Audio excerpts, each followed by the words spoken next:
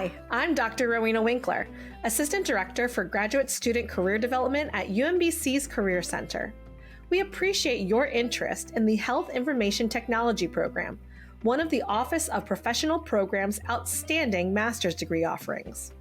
According to the Bureau of Labor Statistics, the employment of health information technologists is projected to grow 16% from 2023 to 2033. And there are currently about 3,200 health information technologist jobs in the United States to choose from.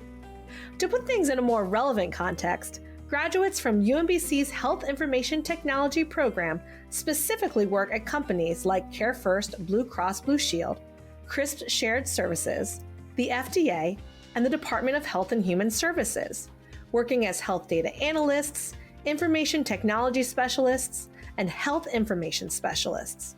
Alumni from this program typically graduate with 10 average years experience. They also earn an average salary of $92,018.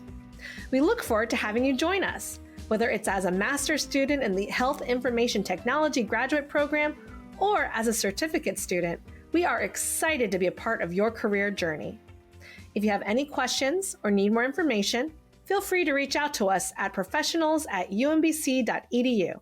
Thank you so much, and we can't wait to connect with you.